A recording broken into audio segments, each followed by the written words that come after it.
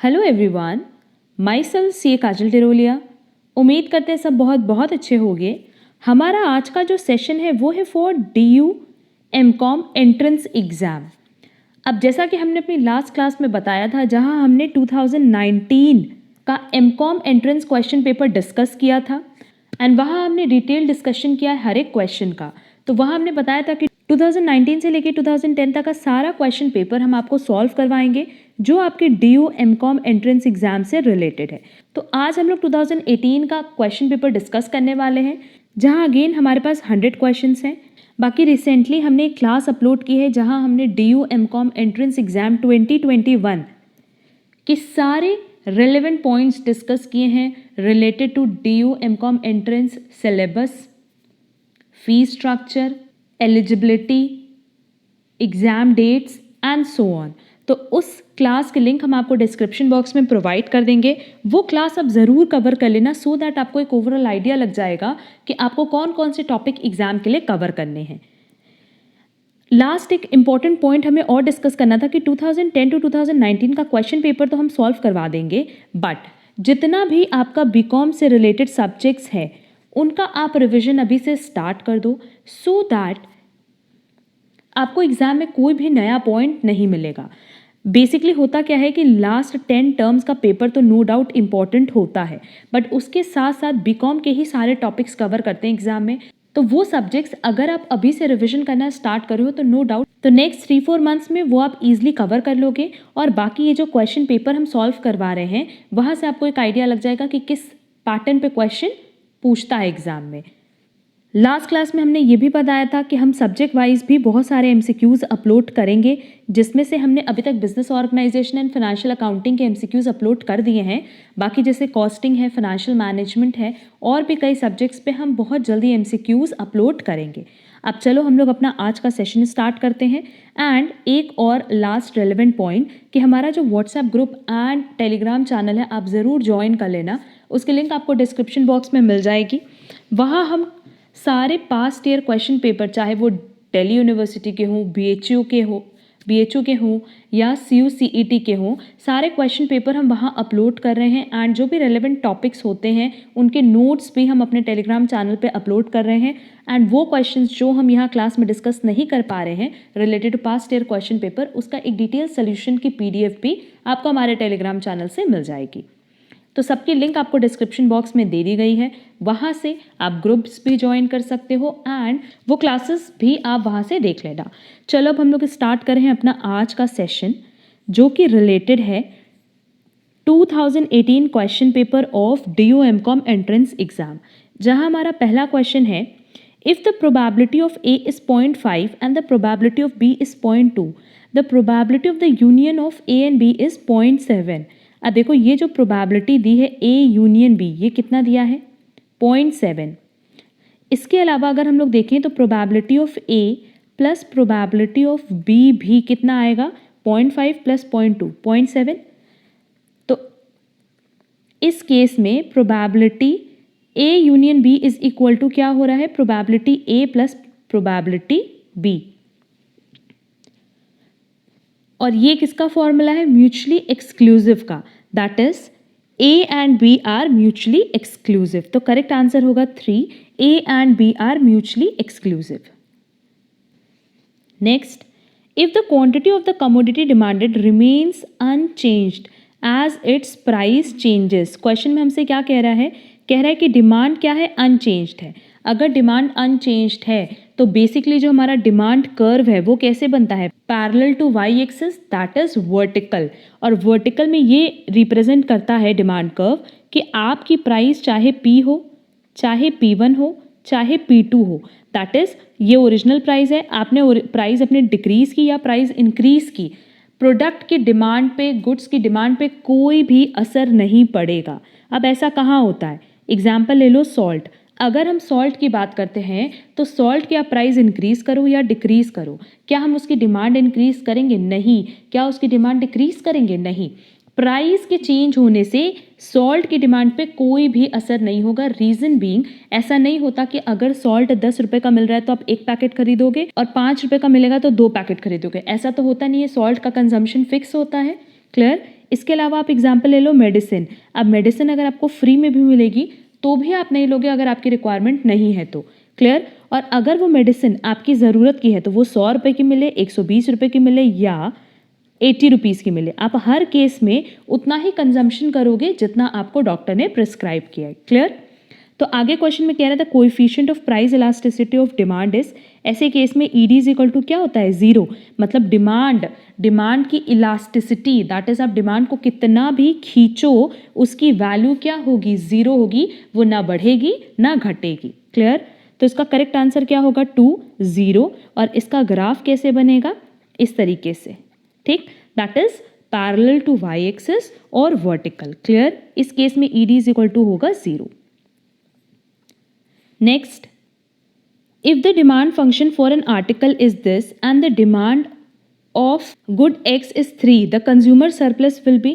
अब देखो consumer surplus की बात करें तो पहले भी हमने बताया कि कंज्यूमर सरप्लस मतलब सिंपली क्या होता है कि जितना कस्टमर पे करने को रेडी है और जितना वो पे कर रहा है। मतलब लेट्स से उसने एक गुड्स के लिए अपनी एक्सपेक्टेशन रखी थी 20 रुपये की, बट उसको उसके लिए पेमेंट करना पड़ा सिर्फ 15। तो ये जो 5 रुपीज़ का उसका बेनिफिट है या फ़ायदा है वो क्या है? Consumer surplus. क्लियर?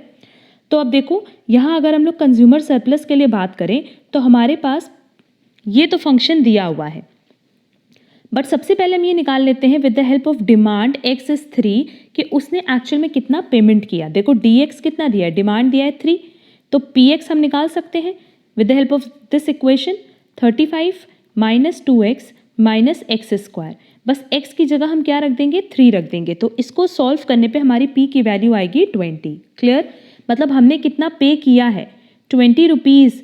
x की जो प्राइस है वो कितनी है? 20 रुपीज़। और हमने कितनी क्वांटिटी परचेज की? 3। तो हमने टोटल कितना पेमेंट किया? 60 रुपीज़। अब देखो कंज्यूमर सरप्लस के लिए हम लोग सिंपली इसका हम लोग क्या करेंगे? इंटीग्रेशन करेंगे। Integration 35 minus 2x minus x square dx minus 20 multiply 3। Clear? तो कंज्यूमर सरप्लस मतलब सिंपली क्या कि जितना आप रेडी थे पे करने के लिए माइनस जितना आपको पे करना पड़ा। तो ये वैल्यू तो हमने कैलकुलेट कर ली, बट इस वैल्यू के लिए हम कितना रेडी थे पे करने के लिए, क्योंकि इसके बारे में और कोई इन्फॉर्मेशन नहीं दिया है। तो आप इसको इंटीग्रेट कर लो और माइनस करो तो जो आपकी वैल्यू आएगी वो आएगी 4, दैट इज 27। अब इसका डिटेल आंसर आपको टेलीग्राम चैनल पे मिल जाएगा, जैसा कि हमने आपको 2019 के क्वेश्चन पेपर में भी बताया था, और सारे के सारे क्वेश्चंस हमने ऑलरेडी अपलोड कर दिए PDF फॉर्म में, तो ये क्वेश्चन भी आपको वहाँ मिल जाएगा। चलेंगे हमारे नेक्स्ट क्वेश्चन पे। Next, which of the following statement is correct? Mean is not affected by extreme values. अब एक्सट्रीम वैल्यूज क्या है ये समझ लो कि अगर मान लो मेरे पास एक सीरीज है 1 2 3 4 5, तो 1 और 5 ये एक्सट्रीम वैल्यूज़ हैं, और अगर मीन की बात करें तो मीन ये सारे ही वैल्यूज से अफेक्ट होता है। तो इसका मतलब ये स्टेटमेंट रॉन्ग है। Mode is affected by extreme values. अब अगर मोड की बात करें तो मोड मतलब क्या? जिसकी फ्रिक्वेंसी सबसे ज़्यादा होती है। Clear? Next, none of these and median divides the data into 2 equal parts. तो नो डाउट अगर हम मीडियन की बात करें तो मीडियन किसी भी सीरीज को 2 इक्वल पार्ट्स में डिवाइड करता है, दैट इज 50-50% में वो डिस्ट्रीब्यूट करता है। और हमसे क्वेश्चन में करेक्ट पूछा था, तो नो डाउट इसका आंसर क्या होगा?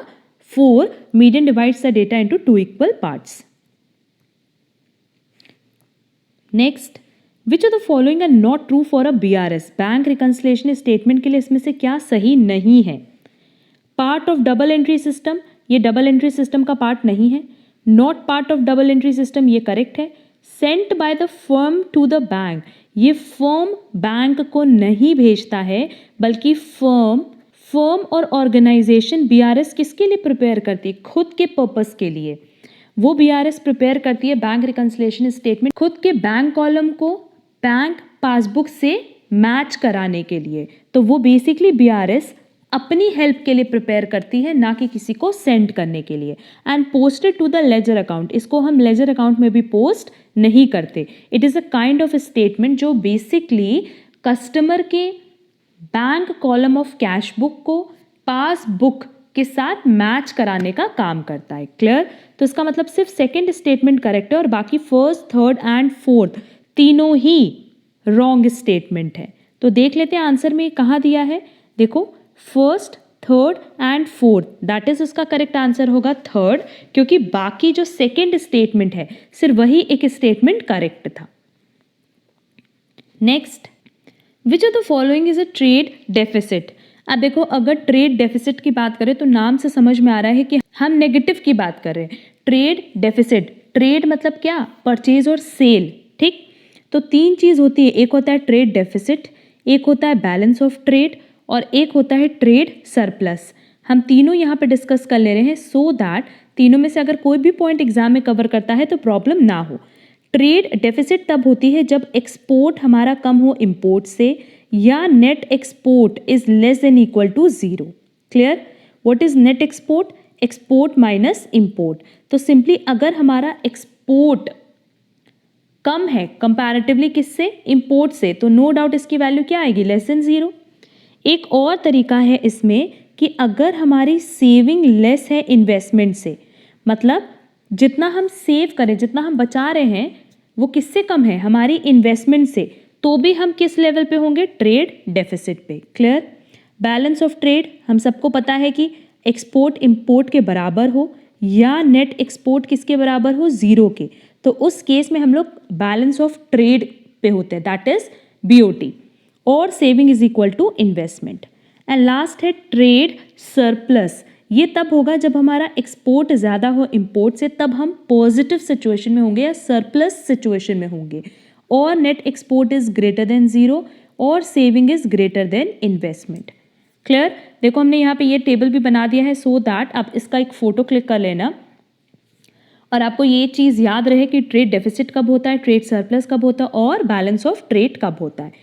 तो देख लेते हैं, ऑप्शन में दिया है saving is less than investment, export is less than import, net export is less than zero और all of these. But obvious all of these, क्योंकि ये तीनों ही सिचुएशन रिप्रेजेंट कर रही है ट्रेड डेफिसिट को। सिंपली अगर हम लोग बैलेंस ऑफ ट्रेड की बात करें तो बैलेंस ऑफ ट्रेड को हम लोग कमर्शियल बैलेंस भी कहते हैं या नेट एक्सपोर्ट भी कहते हैं, और ये बेसिकली क्या चीज़ को रिप्रेजेंट करती है, difference between the monetary value of a Nations exports and imports over a certain period of time, कि जो हमारे एक्सपोर्ट और इंपोर्ट के बीच में डिफरेंस है एक सर्टेन पीरियड ऑफ टाइम, उसको रिप्रेजेंट करता है बैलेंस ऑफ ट्रेड। तो अगर ये दोनों इक्वल है तो हम लोग बैलेंस मोड पे हैं, अगर एक्सपोर्ट लेस देन इंपोर्ट से तो डेफिसिट में है, और अगर एक्सपोर्ट ज़्यादा है इंपोर्ट से तो सरप्लस सिचुएशन में है। Clear. Next, which of the following changes would not shift the demand curve for a good or service. Demand curve कब हमारा शिफ्ट नहीं होगा, देखो शिफ्ट लिखा है। अब यहाँ पे ये पॉइंट पहले क्लियर कर लेते हैं। अब यहाँ देखो हम एक पॉइंट क्लियर कर देना चाहते हैं कि अगर हम लोग बात कर रहे हैं डिमांड कर्व की, तो डिमांड कर्व में ना दो चीज़ें हो सकती हैं। एक तो होता है movement along the same demand curve, जब हम एक ही डिमांड कर्व पे क्या करते हैं, मूव करते हैं, और दूसरा होता है shift in demand curve. Clear.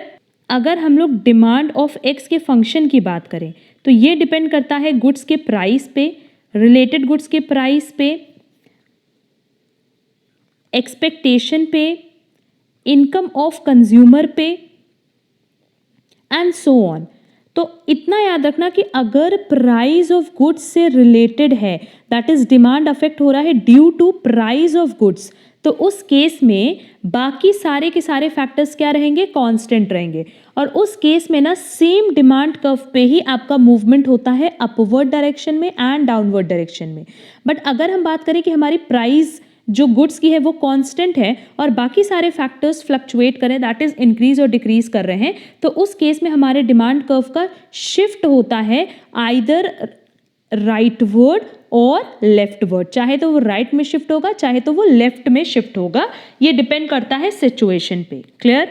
Again देखो यहाँ पे हम और क्लियर कर दे रहे हैं कि हमने ये चीज़ बोला कि लेट्स से ये हमारा डिमांड है और ये प्राइस है और ये हमारा डिमांड कर्व है इस तरीके से। तो if in case demand change हो रहा है due to change in price, तो उस केस में बाकी सारे फैक्टर्स क्या रहेंगे, अदर थिंग्स रिमेन कांस्टेंट। उस केस में लेट्स से हमारा जो प्राइस है वो 10 है और डिमांड है 20, प्राइस हमारा चेंज हुआ, डिक्रीज हुआ 5, तो नो डाउट डिमांड क्या होगा, इंक्रीज होगा। रीजन बीइंग प्राइस और डिमांड के बीच में किस तरह का रिलेशन है, इनवर्स रिलेशन है। तो यहाँ देखो प्राइस डिक्रीज हुआ बट डिमांड क्या होगा, इंक्रीज हो जाएगा। तो यहाँ मूवमेंट होगा along the same demand curve, और मूवमेंट किस तरह की मूवमेंट है, डाउनवर्ड मूवमेंट। क्लियर। और वैसे ही अगर इसका वाइस वर्सा करो तो अपवर्ड मूवमेंट हो जाएगा। बट देखो एक ही डिमांड कर्व पे हम लोग ऊपर नीचे घूम रहे हैं। ऐसा कब होता है, जब प्राइस और डिमांड, मतलब तब होता है जब डिमांड चेंज होती है due to change in price of goods and other thing remains constant. But if in case मान लो हमारी जो प्राइस ऑफ गुड्स है ये कांस्टेंट है, ये पहले भी 10 थी जिस टाइम हमारा डिमांड 15 था, और अभी भी 10 है, और डिमांड इंक्रीज होकर 20 हो गई। बट डिमांड क्यों इंक्रीज हुई, लेट्स से जो कंज्यूमर की इनकम है वो इंक्रीज हो रही है। क्लियर। मान लेते हैं कि जो कंज्यूमर की इनकम है वो इंक्रीज हो गई। तो यहाँ देखो ये डिमांड है, ये प्राइस है, इतनी प्राइस पे हमारी इतनी डिमांड थी, ये हमारा डिमांड कर्व था। क्लियर। बट अभी भी प्राइस सेम है एंड डिमांड इंक्रीज हो रही है due to increase in income of consumer, क्योंकि अब कंज्यूमर की जो इनकम है वो इंक्रीज हो गई। तो उस केस में देखो ये जो डिमांड कर्व है इस पे ही तो मूवमेंट नहीं हो सकता, हमारा डिमांड कर्व शिफ्ट हो जाएगा किधर, राइट वर्ड में। क्लियर। तो ये 2 पॉइंट याद रखना, एक होता है movement along the same demand curve और एक होता है इंक्रीज और decrease in demand curve. Movement along the same demand curve तब होता है जब due to change in price demand change हो, और अगर बाकी फैक्टर्स में चेंज होने की वजह से डिमांड चेंज होता है तो उसको हम कहते हैं shift in demand curve. Clear. Hopefully ये पॉइंट तुम लोग को क्लियर हुआ होगा। हम अभी इस पे बहुत ज़्यादा डिटेल डिस्कशन किए नहीं है, बेसिकली हमें सिर्फ इतना बताना था कि movement along the same demand curve and shift in demand curve क्या होता है। क्लियर। आगे जब हमें दूसरा क्वेश्चन इस पे मिलेगा तो हम एक्सपेंशन एंड कॉन्ट्रैक्शन, इंक्रीज और डिक्रीज इन डिमांड कर्व पे भी डिस्कशन करेंगे। चलो वापस हम लोग चल रहे हैं अपने क्वेश्चन पे। तो क्वेश्चन में हमसे पूछा था which are the following changes would not shift the demand curve for a good or service. Shift नहीं होगा। क्लियर। तो शिफ्ट कब नहीं होगा, जब प्राइस ऑफ गुड्स की वजह से डिमांड चेंज हो रही हो। तो इसका करेक्ट आंसर सीधे सीधे क्या हो जाएगा, a change in the price of goods और सर्विस। बाकी देखो अगर प्राइस ऑफ रिलेटेड गुड्स में चेंज हो, इनकम में चेंज हो या एक्सपेक्टेशन में चेंज हो, तो ये तो अदर फैक्टर्स है, और अदर फैक्टर्स की वजह से हमारा डिमांड कर्व क्या होता है, शिफ्ट होता है टुवर्ड्स राइट और लेफ्ट। बट अगर इंक्रीज इन प्राइस है तो उस केस में क्या होगा, movement along the same demand curve. तो करेक्ट आंसर क्या होगा, first. Next, which of the following is not a reason for an ideal time variance. Ideal time variance मतलब क्या है, जब आपके लेबर्स खाली बैठे हों। तो ये इसका रीज़न क्या नहीं हो सकता, इलनेस और injury to worker, machine breakdown, non availability of material. देखो अगर मटेरियल अवेलेबल नहीं है और लेबर आकर के फैक्ट्री में बैठे हैं तो क्या है, वो खाली बैठे होंगे। अगर मशीन काम नहीं कर रही है, मशीन में कोई रिपेयरिंग का काम चल रहा है, तो उस टाइम पे आपके लेबर खाली बैठे होंगे, या काम करते करते किसी को इंजरी हो गई, चोट लग गई, या कोई बीमार है तो उस वजह से भी वो लोग खाली बैठे होंगे।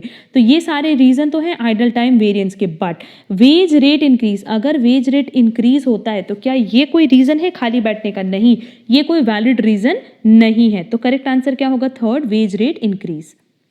Next, which of the following events would cause both the equilibrium price and equilibrium quantity of potatoes assumed as an inferior good to increase। अब देखो सिंपली हमसे कह रहा है रिलेटेड टू inferior goods, और हमें पता है कि what is inferior goods। inferior goods वो होते हैं जो लो क्वालिटी प्रोडक्ट्स होते हैं, और जनरली हम लोग लो क्वालिटी प्रोडक्ट्स तभी यूज़ करते हैं जब हमारी इनकम कम होती है। क्लियर।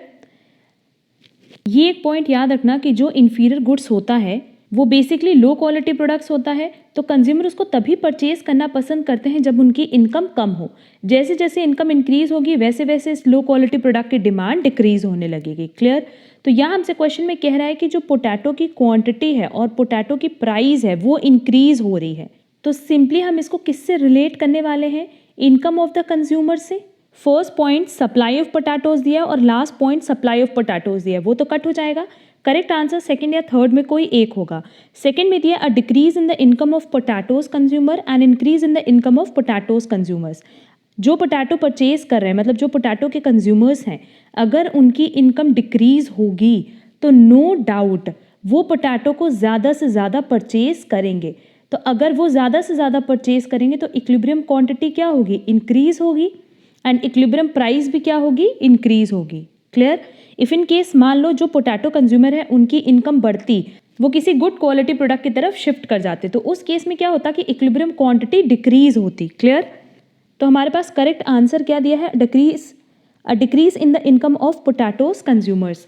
सिंपली अगर इस इंफीरियर गुड्स के जो कंज्यूमर है उनकी इनकम डिक्रीज होगी तो वो ज़्यादा से ज़्यादा परचेज करेंगे किसको, पोटैटोज को, तो उसकी इक्विलिब्रियम क्वांटिटी भी इंक्रीज होगी एंड इक्विलिब्रियम प्राइस भी। Clear. Next, which one of the following is not true. Decision making is part of planning function. Decision making planning function का पार्ट है, ये तो करेक्ट स्टेटमेंट है। Strategic management leads towards achieving long term goals, ये भी correct statement है।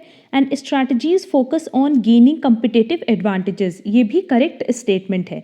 इसका correct answer होगा सेकंड, क्योंकि सेकंड में बोला कि strategy and plan are one and the same thing. Basically हम सबको ये चीज़ पता है कि प्लान अलग चीज़ होती है और स्ट्रैटेजी अलग।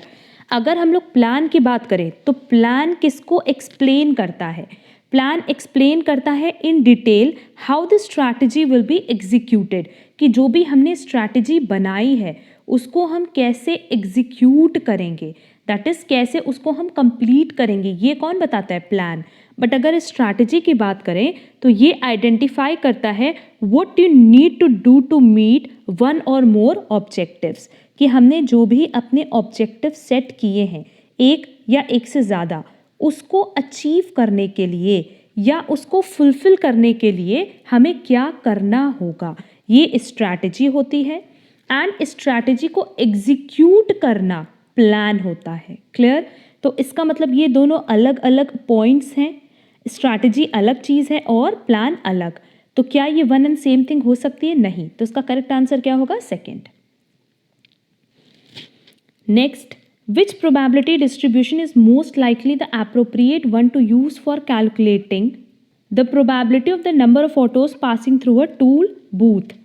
अब देखो एक चीज़ याद रखना कि अगर हम लोग बात कर रहे हैं कि हमें कैलकुलेट करना है क्या, कि कितने नंबर ऑफ ऑटोज पास हो रहे हैं टूल बूथ से, तो यहाँ जो इवेंट है ना वो किस तरह का इवेंट है, लार्ज इवेंट, क्योंकि number of autos passing through a tool booth, बहुत सारे autos at a time pass हो सकते हैं, तो इस इवेंट के होने के चांसेस क्या है, लार्ज है। और ऐसे केस में हम बेसिकली क्या यूज़ करते हैं, पॉइजन डिस्ट्रीब्यूशन। क्लियर।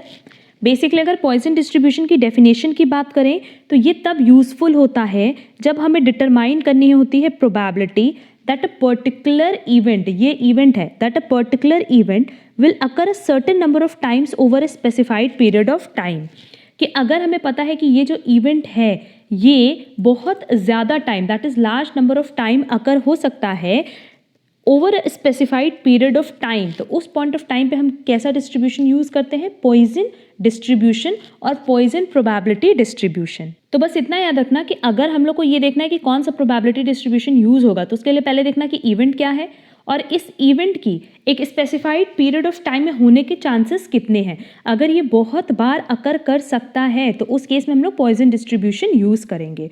तो करेक्ट आंसर होगा first. Next, given the LM curve a decrease in taxes shifts the IS curve. अब देखो LM बेसिकली फुल फॉर्म अगर ना पता हो तो हम बता देते हैं कि LM का फुल फॉर्म होता है liquidity preference money supply curve. Clear. और IS का फुल फॉर्म है investment and saving, investment savings curve. अब देखो क्वेश्चन में हमसे कह रहा है कि अगर LM कर्व दिया है और टैक्सेस डिक्रीज कर रहा है तो उस केस में हमारी इन्वेस्टमेंट सेविंग कर्व किस साइड शिफ्ट होगी। अगर बेसिकली टैक्सेस डिक्रीज हो रहे हैं तो मनी सप्लाई इंक्रीज होगा, और अगर मनी सप्लाई इंक्रीज होगा तो इन्वेस्टमेंट सेविंग भी इंक्रीज होगा। उस केस में क्या होगा, बेसिकली जो हमारा LM कर्व है वो शिफ्ट होगा टुवर्ड्स राइट वर्ड। देख लो ये तुम्हारा इन्वेस्टमेंट सेविंग कर्व्स है और ये LM कर्व है। लेट्स से ये हमारा इक्विलिब्रियम पॉइंट है अभी। अब सिंपली क्या होगा कि अगर हमारे टैक्सेस में डिक्रीज होगा तो उस केस में मनी सप्लाई इंक्रीज हो जाएगा, और मनी सप्लाई इंक्रीज होगा तो इन्वेस्टमेंट क्या होगी, इंक्रीज होगी। उस केस में हमारा LM कर्व किधर शिफ्ट होगा, टुवर्ड्स राइट वर्ड। क्लियर। अगर राइटवर्ड शिफ्ट हो रहा है तो ये क्या इंडिकेट कर रहा है कि पहले इनकम इतनी थी, अब इनकम इंक्रीज हुई। इनकम इसलिए इंक्रीज होगी क्योंकि हमारा जो टैक्सेस है वो डिक्रीज हो रहा है। क्लियर? तो इसका करेक्ट आंसर क्या हो जाएगा? टुवर्ड्स राइट, क्योंकि एलएम कर्व के लिए पूछा था तो एलएम कर्व किधर शिफ्ट हो रहा है? Towards right. Next, the LAC curve is tangent to the lowest point on the SAC curve when the LAC curve is falling। अब देखो, अगर हम लोग LAC कर्व की बात करें, इसका फुल फॉर्म भी याद रखना, long run average cost curve है। तो long run average cost curve किसकी हेल्प से बनता है? With the help of short run average cost curve. अब देखो, ये जैसे अगर मान लो हमारा short run average cost curve है, पहले हम इसका डायग्राम बना देते हैं। तो देखो, ये अगर हमारे पास इतने सारे short run average cost curve हैं, SAC 1, SAC 2 and so on, तो ये सारे के सारे short run average cost curve है। तो long run average cost curve कैसे बनता है? इस तरीके से। ये हमारा हो जाएगा LAC। बेसिकली ये यू शेप बनता है। तो LAC या long run average cost curve की बात करें तो नो डाउट ये टैंजेंट होता है, बट टैंजेंट कहाँ होगा? अगर long run average cost curve की बात करें तो नो डाउट ये इस तरीके से यू शेप्ड बनता है और ये टैंजेंट होता है to all the short run average cost curve. देखो, ये टैंजेंट तो है, बट यहाँ देखो जो LAC है, क्या वो हर एक शॉर्ट रन एवरेज कॉस्ट के मिनिमम पे टैंजेंट है? नहीं, मिनिमम पे ही टैंजेंट हो ऐसा कोई ज़रूरी नहीं है, बल्कि इसका ये रूल होता है कि जब long run average cost curve decline कर रहा है तो डिक्लाइनिंग के टाइम ये टैंजेंट तो होता है, बट SAC के फॉलिंग पोर्शन पे टैंजेंट होता है। और जब long run average cost curve rise करता है तो जो SAC का राइजिंग पॉइंट है उस पे टैंजेंट होता है। ये दो पॉइंट यहाँ पे याद रखना कि LAC कर्व की अगर हम बात करें तो ये टैंजेंट होता ज़रूर है, बट कैसे टैंजेंट होता है? जिस टाइम LAC डिक्लाइन कर रहा है उस पॉइंट ऑफ टाइम पे वो फॉलिंग पोर्शन ऑफ SAC के टैंजेंट होता है, और जिस टाइम LAC कर्व राइज कर रहा है उस time rising portion of SAC curve के लिए टैंजेंट है। तो टैंजेंट तो नो डाउट LAC कर्व है किसी न किसी पॉइंट ऑफ SAC पे, बट जब LAC फॉल कर रहा है तो फॉलिंग पोर्शन पे टैंजेंट है, जब SAC राइज कर रहा है तो राइजिंग पोर्शन पे टैंजेंट है, एंड जब LAC मिनिमम पे है तो उस पॉइंट ऑफ टाइम पे वो लोएस्ट पॉइंट को टच कर रहा है। क्लियर? तो देखो, हमसे क्वेश्चन में पूछा था LAC curve is tangent to the lowest point on the SAC curve when the LAC curve is falling, बल्कि जब LAC कर्व फॉल होता है तो उस पॉइंट ऑफ टाइम पे वो SAC के फॉलिंग पोर्शन पे टैंजेंट होता है, ना कि मिनिमम पोर्शन पे। इसका मतलब भी एक बार और समझ लो कि लेट्स से ये तुम्हारा SAC कर्व है। क्लियर? जब LAC कर्व फॉल करा इस तरीके से तो वो देखो टैंजेंट है, बट कहाँ पे टैंजेंट है? SAC के फॉलिंग पोर्शन पे टैंजेंट है। क्लियर मेरा point?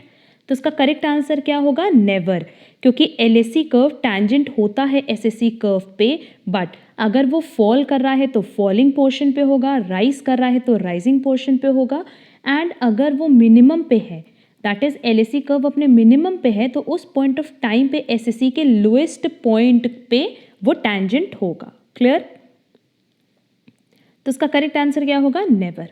Next, in inferential statistics we study how to draw a sample from a population, how to make decisions about mean, median or mode, all of these the methods to make decisions about population based on sample results। Basically अगर inferential statistics की बात करें तो उसके पहले हम लोग statistics को समझ लेते हैं कि बेसिकली हम लोग स्टैटिस्टिक्स में क्या करते हैं कि हम लोग कलेक्शन करते हैं of all elements of interest.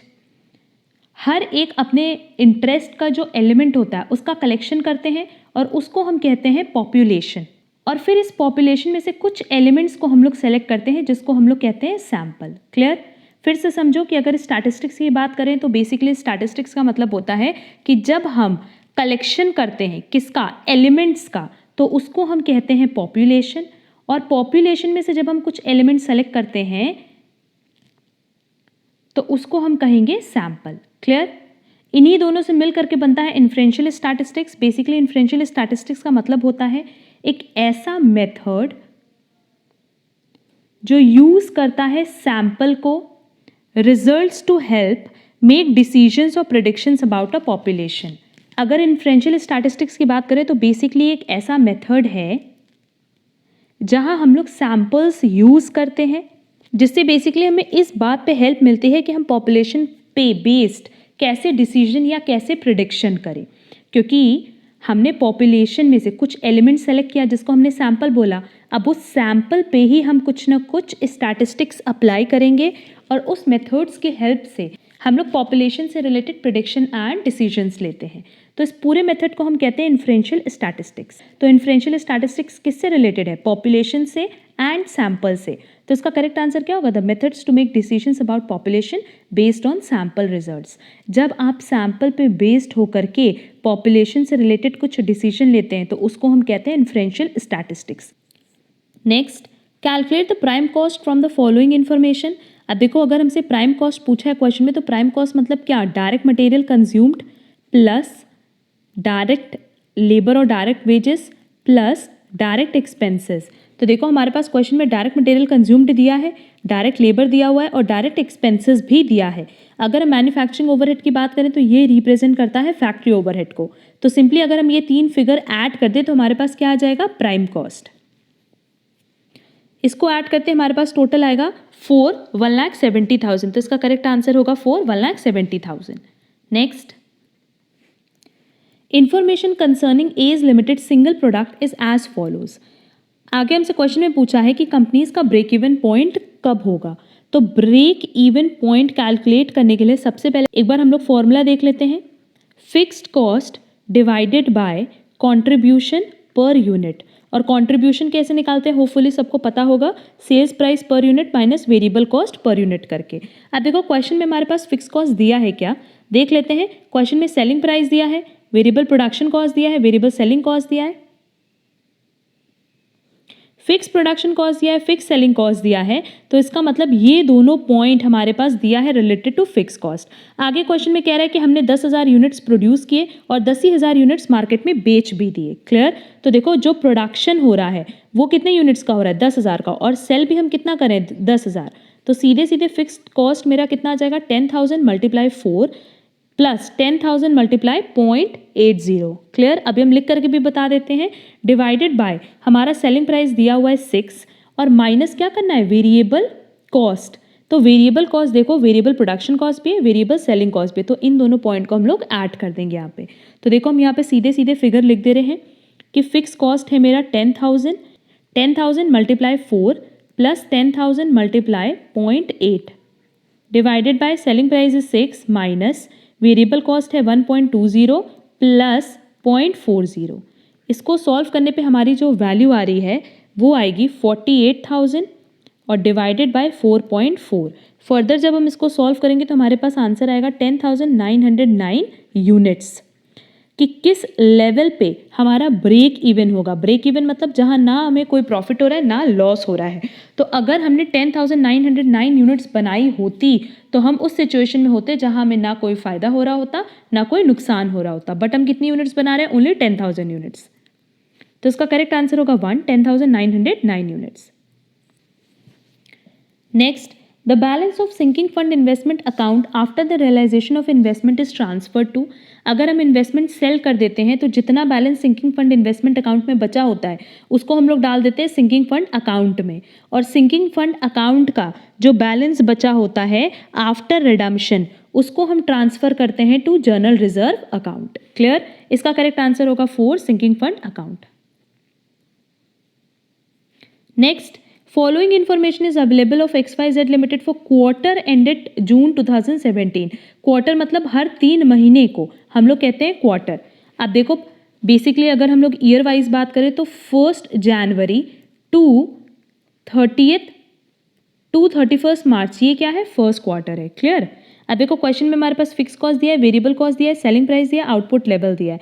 What will be the amount of profit earn during the quarter using the marginal costing technique. हमें क्या यूज़ करने बोला है? Marginal costing technique. तो सिंपली हम लोग फॉर्मूला अप्लाई कर सकते हैं। Sale price minus variable cost, ये हमारा आ जाएगा कंट्रीब्यूशन। इसमें से हम माइनस कर देंगे अपना फिक्स कॉस्ट, तो हमारे पास आ जाएगा प्रॉफिट। तो हमारी सेलिंग प्राइस कितनी हो जाएगी, 1,50,000 इंटू 15, दैट इज 22,50,000। अब इसमें से वेरिएबल कॉस्ट माइनस कर दो, 1,50,000 इंटू 10 करके, दैट इज 15 लाख। तो हमारे पास जो बैलेंस बचा वो है 7,50,000 का, और ये 7,50,000 क्या है, कंट्रीब्यूशन। इस कंट्रीब्यूशन में से जब हम फिक्स कॉस्ट माइनस करेंगे, that is contribution minus fix cost, तो मेरे पास क्या आ जाएगा, प्रॉफिट आ जाएगा। तो 7,50,000 में से हम ये 5 लाख माइनस कर दें, मेरे पास बैलेंस आ जाएगा 2,50,000 का, और यही हमारा प्रॉफिट है। तो करेक्ट आंसर होगा फर्स्ट।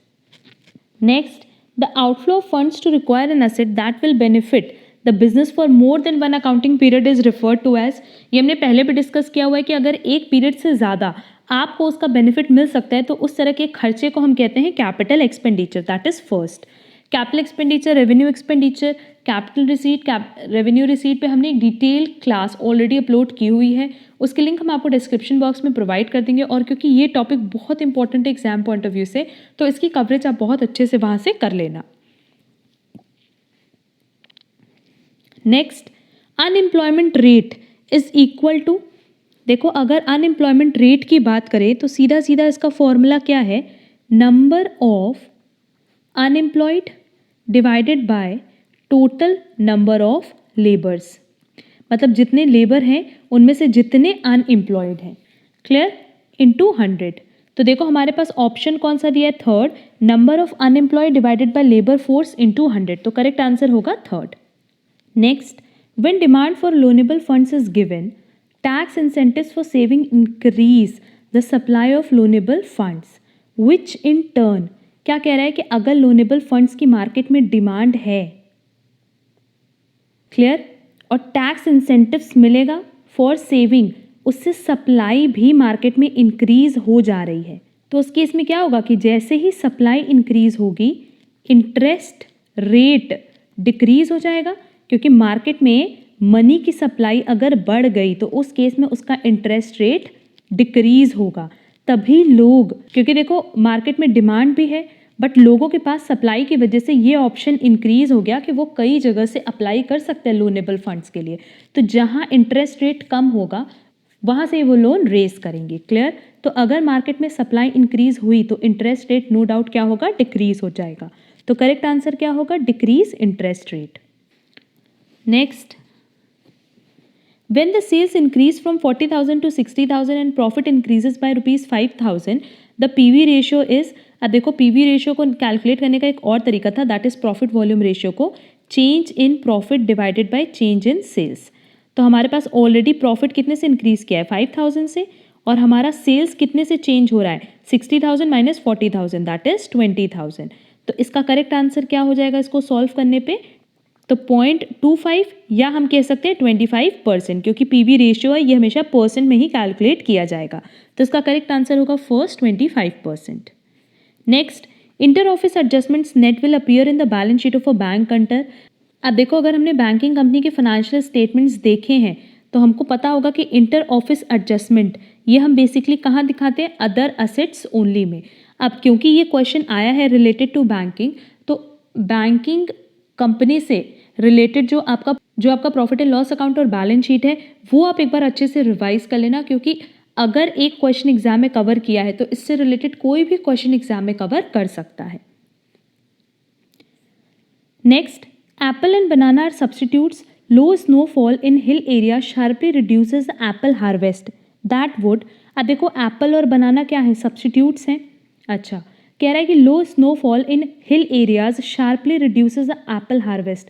अगर एप्पल की सप्लाई डिक्रीज हो गई तो उस केस में क्या होगा कि सिंपली जो कस्टमर है वो बनाना की तरफ शिफ्ट हो जाएंगे, रीज़न बीइंग एप्पल और बनाना सब्स्टिट्यूट प्रोडक्ट है। और एक और चीज़ कि अगर सप्लाई डिक्रीज होगी तो खुद ब खुद इसकी प्राइस क्या होगी, इंक्रीज हो जाएगी, और जैसे ही इसकी प्राइस इंक्रीज होगी लोग बनाना की तरफ शिफ्ट हो जाएंगे, क्लियर।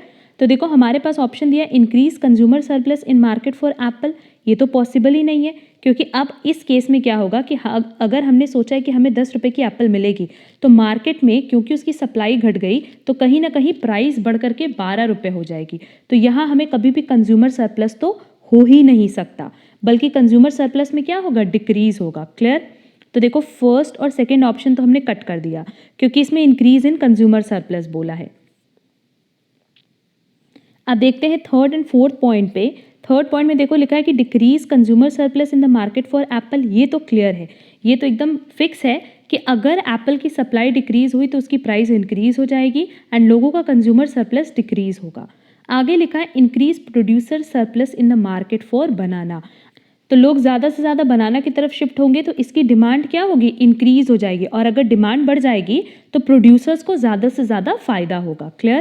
तो इसका करेक्ट आंसर क्या होगा, थर्ड। थर्ड में ये चीज़ बोला है कि जो एप्पल है उसके लिए कंज्यूमर सरप्लस डिक्रीज हो जाएगा और बनाना है उसके लिए प्रोड्यूसर सरप्लस इंक्रीज हो जाएगा। क्लियर? हमने समझा भी दिया। एप्पल में बेसिकली क्योंकि उसकी सप्लाई डिक्रीज हो रही है तो प्राइस इंक्रीज हो रही होगी, और प्राइस अगर इंक्रीज होगी तो कंज्यूमर सरप्लस डिक्रीज हो जाएगी। बट क्योंकि एप्पल की तरफ से लोग शिफ्ट हो रहे बनाना पे, रीजन बीइंग ये सब्स्टिट्यूट प्रोडक्ट है, तो बनाना के जो प्रोड्यूसर्स हैं उनका सरप्लस इंक्रीज हो जाएगा। क्लियर? तो इसका करेक्ट आंसर क्या होगा, third. Next, on consolidation of balance sheet, if the total of the fair value of assets acquired is less than the whole purchase consideration, then the differences should be treated as।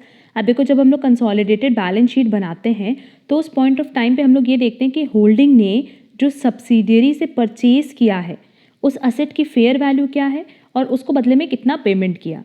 मान लेते हैं कि जो इसकी fair value of asset है वो है 100 करोड़ की और होल्डिंग ने पेमेंट किया है 120 करोड़ का।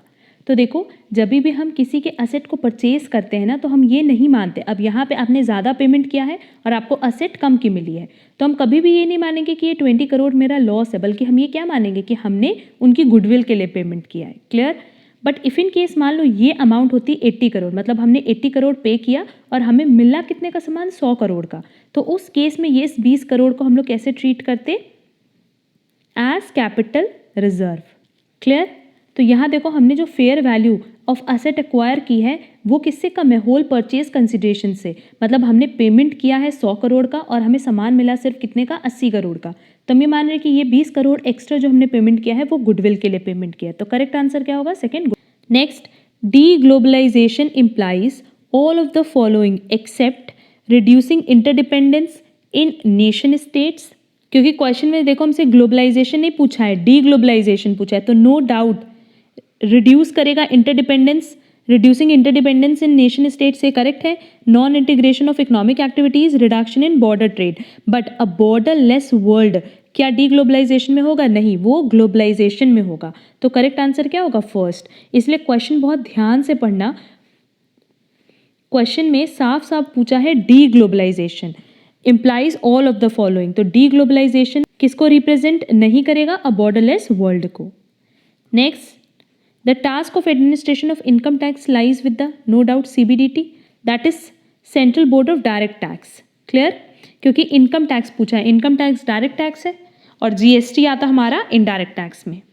Next, the government of India launch the campaign in the name of make in India in the year 2014। ये लर्न करने वाला क्वेश्चन है। Next, a pattern of variation of a time series that repeats every year, हर साल क्या repeat करेगा, no doubt season repeat करेगा, winter, summer, autumn and so on. तो करेक्ट आंसर क्या होगा, 4 seasonal. Next, scientific management is closely related with, इसका correct answer है first, Henry Ford. Next, money stock M1 consist of, अब देखो अगर हम लोग M1 की बात करें तो इसमें बेसिकली 4 चीज़ें आती हैं। पहला आएगा currency outside the US Treasury, Federal Reserve banks and the vaults of depository institutions. इसके अलावा था travellers cheques of non bank issuers, एक और था, थर्ड पॉइंट था demand deposits and last point था other checkable deposits that is OCDs। Clear? तो इसमें हम देख लेते हैं कि हमारे पास कौन कौन सा ऑप्शन दिया है, demand deposit plus time deposit, time deposit तो नहीं था, demand deposit plus saving deposit भी नहीं था, demand deposit plus travellers cheque plus currency. तो देखो करेंसी हमने फर्स्ट पॉइंट में बताया था, ट्रैवलर्स चेक हमने सेकंड पॉइंट में बताया था और डिमांड डिपॉजिट हमने थर्ड पॉइंट में बताया था। तो इसका करेक्ट आंसर क्या होगा, third. Next, in the long run when aggregate supply curve is horizontal, an increase in the aggregate demand curve leads to, अब देखो सिंपली ये क्या कह रहा है कि एग्रीगेट सप्लाई कर्व कैसे बना है, हॉरिजॉन्टल बना है, तो ये सप्लाई कर्व हो गया। और एग्रीगेट डिमांड कर्व, तो डिमांड कर्व कुछ इस तरीके से बनता है। अब आगे कह रहा है कि इंक्रीज अगर हो रहा है डिमांड कर्व में, ये इंक्रीज हुआ, क्वेश्चन में हमसे क्या कह रहा है, an increase in the aggregate demand curve, तो हमने इंक्रीज कर दिया एग्रीगेट डिमांड कर्व में, तो उस केस में हमारा डिमांड कर्व किस साइड शिफ्ट हो रहा है, राइटवर्ड। क्लियर। और या हम कह सकते हैं अपवर्ड, ऊपर की तरफ। तो करेक्ट आंसर क्या हो जाएगा, shift in aggregate demand curve upward. Next, division of labor relates to distribution of work as per the ability of the worker, distribution of work as per organizational needs, all of these equal pay for equal work। अगर हमने labour को distribute किया है, अलग अलग किया है, तो बेसिकली उनकी एबिलिटी के बेसिस पे ही तो किया होगा ना। जो ज़्यादा अच्छा काम कर सकता है उनको एक ग्रुप में और बाकी सबको दूसरे ग्रुप में, तो बेसिकली उनकी एबिलिटी पे हमने उनको डिस्ट्रीब्यूट किया है या डिवाइड किया है। तो देखो करेक्ट आंसर क्या होगा, first, distribution of worker as per the ability of the worker. Clear. Next, under floating exchange rate regime a monetary expansion will result in, option देखो, increase in income and trade balance but decrease in exchange rate, increase in income and exchange rate but decrease in trade balance, increase in income but decrease in trade balance and exchange rate, decrease in income and trade balance but increase in exchange rate। अब देखो अगर floating exchange rate regime के case में बात करें कि monetary expansion हो रहा है, तो नो डाउट इनकम बढ़ेगी, ट्रेड बैलेंस बढ़ेगा, बट हमारा एक्सचेंज रेट क्या होता है, डिक्रीज होता है। तो करेक्ट आंसर क्या होगा, first. Next, glass ceiling relates to, glass ceiling इस कॉन्सेप्ट का मतलब ही है करियर ग्रोथ फॉर फीमेल्स, तो करेक्ट आंसर होगा 4। Next, insurance commission receive by the assessees taxable under the head, insurance commission मिल रहा है अगर असेसी को, तो वो ना तो कैपिटल गेन का पार्ट है, ना वो सैलरीज का पार्ट है, और ना ही पीजीबीपी का। इंश्योरेंस कमीशन अदर सोर्सेज में आएगा, तो उसका करेक्ट आंसर होगा थर्ड, क्योंकि इसको इनकम फ्रॉम अदर सोर्सेज के हेड में हम इनकम दिखाएंगे। Clear. Next, in order to influence spending on goods and services in the short run, monetary policy is directed at directly influencing. Question में हमसे पूछा है कि अगर हमें गुड्स एंड सर्विसेज की स्पेंडिंग को, मतलब जितना कस्टमर अपने गुड्स एंड सर्विसेज पे खर्च कर रहा है, शॉर्ट रन में अगर हमें उसको इन्फ्लुएंस करना है, तो हम अपनी मॉनेटरी पॉलिसी में क्या चेंज करें, unemployment rates, inflation rate, economic growth rates और interest rate, but obvious interest rate, क्योंकि अगर मॉनेटरी पॉलिसी में आप कोई चेंज कर सकते हो शॉर्ट रन में, तो अपने इंटरेस्ट रेट को चेंज करो। तो अगर इंटरेस्ट रेट में आप चेंज करोगे तो वो डायरेक्टली इन्फ्लुएंस करेगा किसको, स्पेंडिंग को ऑफ गुड्स एंड सर्विसेज। तो करेक्ट आंसर होगा 4, interest rate. Next, if an accumulated provision for depreciation account is in use then the entries for the year's depreciation would be, अब देखो होता क्या है कि जनरली हम लोग जो डेप्रिसिएशन के लिए एंट्री पास करते हैं वो होती है डेप्रिसिएशन टू असेट, बट कई बार हम उसके लिए प्रोविजनिंग करते हैं, और प्रोविजनिंग अगर कर रहे हैं, that is provision for depreciation account बना रहे, तो हर साल का डेप्रिसिएशन इकट्ठा करके, दैट इज़ एक्यूमुलेट करके, वो हम दिखाते हैं under the head provision for depreciation account. अगर हमने प्रोविजन फॉर डेप्रिसिएशन अकाउंट बनाया है तो हमारी असेट बुक वैल्यू पे ही दिखती है, उसको हम चेंज नहीं करते हैं, बल्कि उसकी जगह हम लोग क्या दिखाते हैं, provision for depreciation account. Clear. क्योंकि हर साल का हम लोग असेट में से डेप्रिसिएशन न माइनस करके सिंपली उसको इकट्ठा करके किस हेड में दिखा रहे हैं, प्रोविजन फॉर डेप्रिसिएशन अकाउंट में। तो इसमें 2 एंट्री पास होती है। पहली एंट्री होती है depreciation to provision for depreciation account, और दूसरी एंट्री होती है कि हम पीएल में ट्रांसफ़र कर देते हैं करंट ईयर के डेप्रिसिएशन को, दैट इज़ दिस वन। और हर साल का डेप्रिसिएशन यहाँ हमने क्या किया, एक्यूमुलेट किया है। तो क्वेश्चन में हमसे यही कह रहा है कि जो एक्यूमुलेटेड डेप्रिसिएशन है उसकी एंट्री क्या होगी। अगर फर्स्ट और सेकेंड एंट्री देखें तो डेप्रिसिएशन नलीफाई हो जाएगा, और जो एंट्री मेरे पास बची वो क्या है, PL account debit to provision for depreciation account, that is profit and loss को डेबिट करेंगे एंड प्रोविजन फॉर डेप्रिसिएशन को क्रेडिट करेंगे। क्लियर। और देखो ऐसा कौन से ऑप्शन में दिया है, ऐसा दिया है थर्ड ऑप्शन में कि हम पीएल को डेबिट करेंगे और प्रोविजन फॉर डेप्रिसिएशन अकाउंट को क्रेडिट करेंगे। तो करेक्ट आंसर क्या होगा, थर्ड। नेक्स्ट,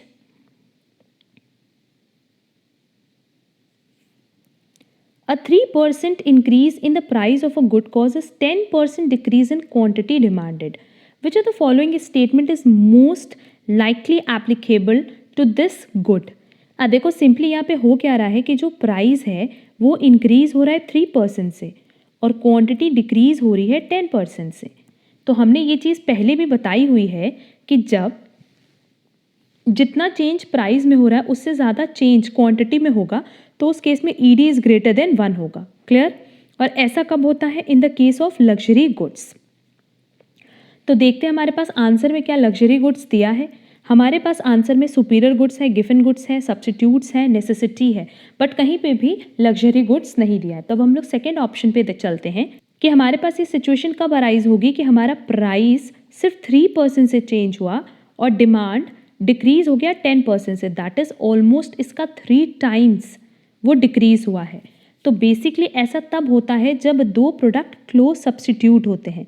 जैसे अगर मान लो टी और कॉफ़ी की बात करें तो टी की प्राइस अगर इंक्रीज हुई तो उस केस में थोड़े से प्राइस में इंक्रीज होने से लोग ज़्यादा शिफ्ट हो जाएंगे किसकी तरफ? कॉफ़ी की तरफ। और कॉफ़ी की डिमांड इंक्रीज कर देंगे एंड टी की डिमांड वो क्या करेंगे? डिक्रीज कर देंगे। तो वैसा ही यहाँ पे भी हो रहा है कि अगर प्राइस थोड़ा सा चेंज हुआ तो डिमांड में बहुत ज़्यादा फॉल हो रहा है। ऐसा कब होता है? जब आपके पास बहुत सारे सब्स्टिट्यूट्स मार्केट में अवेलेबल होते हैं तो उस पॉइंट ऑफ टाइम पे आप उस प्रोडक्ट को छोड़ के दूसरी प्रोडक्ट की तरफ शिफ्ट हो जाते हो। क्लियर? तो इसका करेक्ट आंसर क्या होगा? थर्ड। एंड इसके अलावा अगर लग्जरी गुड्स दिया होता तो लग्जरी गुड्स भी इसके लिए करेक्ट ऑप्शन होता। Clear? Next, GDP at factor cost plus net property income from abroad minus capital consumption is equal to. देखो हमारे पास ऑप्शन दिया है GNP at factor cost, GDP at factor cost, NNP at market price और NNP at factor cost. Correct answer क्या होगा? 4, NNP at factor cost. Next, Monica deposits money in a bank paying 16% interest rate compounded quarterly. If she wants to have 15,000 in her accounts after 5 years, how much should she deposit today? अब देखो यहाँ पे compound interest की बात हो रही है और अगर कंपाउंड इंटरेस्ट की बात करें तो इसका फॉर्मूला है amount is equal to principal 1 plus rate divided by 100 to the power T. Clear? And compound interest अगर निकालना हो तो simply amount minus principal. Question में अगर हम लोग देखें तो हमारे पास क्या क्या गिवन है कि अगर उसको 15,000 रुपये चाहिए 5 साल बाद तो वो कितना पैसा डिपॉजिट करे, दैट इज कितना प्रिंसिपल अमाउंट वो डिपॉजिट करे क्वार्टरली। और क्वार्टरली मतलब क्या? हर 3 महीने में एक बार। क्लियर? क्वार्टरली मतलब सिंपली क्या? कंपाउंडेड क्वार्टरली मतलब कि हर 3 महीने में एक बार। देखो क्वेश्चन में यही चीज़ लिखा था कि Monica deposits money in a bank paying 16% interest rate compounded quarterly. If she wants to have 15,000 in her account after 5 years तो वो आज की डेट पे कितना डिपॉजिट करे। अब एक चीज़ का ध्यान रखना कि अगर कंपाउंडेड क्वार्टरली है तो उस केस में जो रेट होगा उसको हम 4 से डिवाइड करेंगे क्योंकि 3 मंथ्स करके पूरे साल में 12 महीने होता है तो ओवरऑल कितना क्वार्टर होगा? 4 क्वार्टर होगा, तभी तो इसको मल्टीप्लाई करने पे 12 मंथ्स आएगा। और जो हमारा टाइम होता है उसको हम किससे मल्टीप्लाई करते हैं? 4 से। बस इस चीज़ का आपको ध्यान रखना है कि रेट को 4 से डिवाइड करेंगे और टाइम को 4 से मल्टीप्लाई करेंगे। तो देखो फॉर्मूला क्या है? Amount is equal to principal 1 plus rate divided by 100 to the power T. Amount हमारे पास कितना दिया हुआ है? 15,000। प्रिंसिपल हमें फाइंड आउट करना है 1 प्लस रेट है 16%, बट 16 डिवाइडेड बाय क्या करोगे? 4। क्यों? क्योंकि यहाँ पे क्वार्टरली है। डिवाइडेड बाय 100 और टाइम कितना है? 5 साल इंटू 4। अगेन क्यों? क्योंकि ये कंपाउंडेड क्वार्टरली है। जो हम कंपाउंड कर रहे हैं वो कैसे कर रहे हैं? क्वार्टरली। क्लियर? अब देखो इसको सॉल्व करने पे जो हमारे पास वैल्यू आएगी वो आएगी 15,000 is equal to P 1 plus 4 divided by 100 है और हम कह सकते हैं 1 divided by 25 to the power 20। Clear? अब हम इसको यहाँ ऊपर सॉल्व कर रहे हैं। ये मेरे पास आ जाएगा 15,000 is equal to P bracket में 25 एलसीएम हो जाएगा 25 प्लस 1 टू द पावर 20 और हम ये कह सकते हैं P 26 divided by 25 to the power 20 15,000। अब देखो with the help of calculator हम लोग सिंपली क्या करेंगे कि इसको सॉल्व कर ले तो ये आ जाएगा 15,000 इज इक्वल टू P, और जब हम 26 डिवाइडेड बाय 25 करेंगे तो 1.04 वैल्यू आएगा। इसको हम पावर 20 करेंगे, मतलब अगर आप लोग को नहीं आता तो हम बता रहे हैं कि सीधे कैलकुलेटर पे क्या करना है, 1.04 मल्टीप्लाई 1.04 मल्टीप्लाई 1.04 ऐसे करके 20 टाइम्स करना, तो जो वैल्यू आएगी वो आएगी 2.19112314। क्लियर? तो अब ये वैल्यू यहाँ ला करके डिवाइड कर दो तो प्रिंसिपल आ जाएगा। इसको जब हम डिवाइड करेंगे तो हमारी एग्जैक्ट वैल्यू आएगी प्रिंसिपल की 6845.8042। तो देखो हमारे पास करेक्ट ऑप्शन कौन सा दिया है, 4, बस इसमें 0.80 दिया है यहाँ तक, पर ओवरऑल वैल्यू आ रही है 0.8042, तो करेक्ट आंसर होगा 4। Clear? Next, the weight of a student in a college is, देखो अगर हम लोग वेट ऑफ अ स्टूडेंट की बात करें तो बेसिकली जो वेट है वो तो अनलिमिटेड नंबर में हो सकता है ना, मतलब किसी का वेट 40 भी हो सकता है, तो किसी का वेट 70 भी हो सकता है, तो किसी का 85 भी हो सकता है, किसी का 105 भी हो सकता है, तो अनलिमिटेड नंबर है बेसिकली ऑफ वैल्यूज़। तो इस केस में हम लोग यूज़ करते हैं कॉन्टिन्यूस वेरिएबल, क्योंकि कॉन्टिन्यूस वेरिएबल की अगर बात करें तो continuous variable can take on an unlimited number of values between the lowest and highest points of measurement. Clear? हमने क्या बोला, अगर मान लो जैसे 10 मार्क्स का टेस्ट हो रहा है तब तो आप डिस्क्रीट वेरिएबल यूज़ कर सकते हो 1 2 3 4 5 से लेकर के 10 तक, बट इफ़ इन केस मान लो क्लास में जो टेस्ट हो रहा है वो 100 मार्क्स का हो रहा है, तो किसी का 1 भी आ सकता है, किसी का 2 भी आ सकता है, 0 भी आ सकता है, 40 आ सकता है, 41 आ सकता है। तो उस केस में हम लोग क्या करते हैं, कॉन्टिन्यूस वेरिएबल यूज़ करते हैं 0 to 10, 10 to 20 सो ऑन। इससे क्या होता है कि आप जो अपने डेटा का प्रेजेंटेशन करते हो वो ईजी हो जाता है। क्लियर?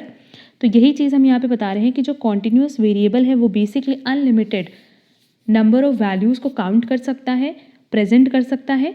तो उस केस में जहाँ पे अनलिमिटेड नंबर ऑफ वैल्यूज़ आ सकती हैं वहाँ हम क्या यूज़ करेंगे, continuous variable. Clear? Next, a production possible frontiers shifts toward outward. देखो पीपीसी कैसे बनता है, इस तरीके से बनता है। ये कह रहा है कि ये इस तरफ कब शिफ्ट हो सकता है, राइट वर्ड। तो सिंपली ये राइट वर्ड तभी शिफ्ट होगा जब इकोनॉमिक ग्रोथ हो। क्लियर? मतलब जो टोटल अमाउंट है प्रोडक्शन फैक्टर्स की, लाइक लेबर, कैपिटल, जब वो इंक्रीज होगी तो उस केस में हमारा जो प्रोडक्शन पॉसिबिलिटी कर्व है वो शिफ्ट हो जाएगा टुवर्ड्स राइट वर्ड। या हम कह सकते हैं जब टेक्नोलॉजिकल अपग्रेडेशन होगा, टेक्नोलॉजी में कुछ चेंज होगा, तो उस पॉइंट ऑफ टाइम पे क्या होगा कि हमारा कर्व शिफ्ट हो जाएगा टुवर्ड्स राइट वर्ड। तो देखो हमारे पास जो 4 ऑप्शन दिए इसमें करेक्ट आंसर ये है second, the economy experiences economic growth. Clear? Next, in case of rising prices, inflation, FIFO method will provide highest value of closing stock and profit, highest value of closing stock and lowest value of profit, highest value of profit but lowest value of closing stock and lowest value of closing stock and profit। ये question हमने बहुत जगह discuss किया हुआ है related to MCom entrance classes में। इसका correct answer होगा first, provide highest value of closing stock and profit. Clear? तो इसका करेक्ट आंसर होगा फर्स्ट कि अगर हम लोग बात करें हैं राइजिंग प्राइसेस की, इन्फ्लेशन की, तो फीफो मेथड में होगा क्या कि क्लोजिंग स्टॉक और प्रॉफिट दोनों ही हाईएस्ट वैल्यू प्रोवाइड करेगा। Next, in which of the following cases clubbing provisions would not be attracted under the income tax act. कह रहा है would not be attracted. First, a remuneration received by the spouse of an individual from a concern in which the individual is having substantial interest. Income of a minor child, income from assets transferred to spouse for educate consideration, और transfer of income without transfer of asset. देखो अगर clubbing वाला chapter पढ़ा हुआ है तो सबको पता होगा कि इसका करेक्ट आंसर होगा third, income from assets transfer to spouse for educate consideration. इसकी क्लबिंग अलाउड नहीं है, पर बाकी सब केसेस में क्लबिंग अलाउड है। Next, the threshold for deduction of tax at source on interest income for senior citizens has been raised in the Union Budget 2018 to, तो देखो सिंपली इसमें पहले क्या था, पहले ये अलाउड था 10,000 और फिर ये बाद में अलाउ कर दिया गया 50,000। तो क्वेश्चन में हमसे बाई नहीं पूछा, अगर क्वेश्चन में बाई पूछा होता तो हम लोग आंसर करते 40,000, बट क्या बोला है 2। कहाँ तक इंक्रीज किया गया, कहाँ तक रेस किया गया, तो करेक्ट आंसर होगा third 50,000। Next, if the order of matrix A is M into P and the order of B is P into N, then the order of matrix A B is, अब देखो A का क्या है M multiply P और B का क्या है P multiply N। तो सिंपली A इंटू बी का कितना होगा, पी पी तो कट जाएगा, एम इंटू एन। तो उसका करेक्ट आंसर क्या होगा, first M into N. Next, accounting standard 6 is not applicable on. Basically ये AS6 में हम लोग बात करते हैं डेप्रीसिएशन की, और जैसा कि सबको पता होगा कि AS6 अब डिलीट हो चुका है और वो मर्ज हो चुका है with accounting standard 10। Basically accounting standard 10 represent करता है प्रॉपर्टी, प्लांट एंड इक्विपमेंट को, और इसी में डेप्रीसिएशन के सारे प्रोविजंस इंक्लूड कर दिए गए हैं। बट बेसिकली यहाँ पे ये पूछना चाहता है कि डेप्रीसिएशन किस पे एप्लीकेबल नहीं होता। All of these, goodwill, forest and plantation, live stock. अब देखो इन तीनों की ही बात करें तो इस पे डेप्रीसिएशन एप्लीकेबल नहीं है, बल्कि गुडविल की बात करो तो उस पे अमोर्टाइजेशन होता है, पर डेप्रीसिएशन नहीं होता। डेप्रीसिएशन सारे डेप्रीशिएबल असेट्स पे होता है excluding land and wasting assets, forest, plantation, goodwill, expenditure on research and development, livestock. इन सब पे डेप्रीसिएशन एप्लीकेबल नहीं होता। तो क्वेश्चन में हमसे यही पूछा है कि डेप्रीसिएशन किस पे एप्लीकेबल नहीं होता, तो करेक्ट आंसर होगा first all of these. Next, when the price of a compliment of commodity X rises the demand for x. देखो यहाँ पे कॉम्प्लीमेंट गुड्स की बात किया है, तो कॉम्प्लीमेंट गुड्स में बेसिकली क्या होता है कि जैसे एग्जाम्पल अगर हम लोग लें पेन एंड इंक, यहाँ बेसिकली इनडायरेक्ट रिलेशन होता है। अगर इंक की प्राइस इंक्रीज हुई तो उस केस में पेन की डिमांड डिक्रीज हो जाएगी, क्योंकि पेन की प्राइस बढ़ जाएगी। और वैसे अगर इंक की प्राइस डिक्रीज हुई तो कहीं ना कहीं कॉस्ट जो है कम आएगी बनने की, तो पेन की प्राइस डिक्रीज होगी तो उसकी डिमांड इंक्रीज हो जाएगी। सिंपली यहाँ पे हम लोग ऐसे प्रोडक्ट्स की बात करते हैं जो आपस में लिंक्ड होते हैं। तो कॉम्प्लीमेंट्री गुड्स कैसे होते हैं, आपस में रिलेटेड होते हैं। तो इस केस में इनके बीच में इनडायरेक्ट रिलेशन होता है कि अगर एक की प्राइस बढ़ी तो दूसरे की डिमांड घटेगी, और एक की प्राइस डिक्रीज हुई तो दूसरे की डिमांड इंक्रीज हो जाएगी। क्लियर? इसका ग्राफ भी इस तरीके से बनता है अगर कॉम्प्लीमेंट्री गुड्स की बात करें तो देखो क्वेश्चन में ये कह रहा है कि अगर price complement of commodity X rises then demand for X, ये एक्स नहीं होगा ये वाई होगा, तो उस केस में डिमांड ऑफ वाई क्या होगा। नो डाउट अगर प्राइस एक प्रोडक्ट की बढ़ रही है तो दूसरे प्रोडक्ट की डिमांड क्या होगी, डिक्रीज होगी। तो करेक्ट आंसर होगा थर्ड फॉल्स, क्योंकि सिंपली देखो यहाँ पे कॉम्प्लीमेंट्री की बात किया और कॉम्प्लीमेंट्री में हम लोग हमेशा एक की प्राइस और दूसरे की डिमांड की बात करते हैं।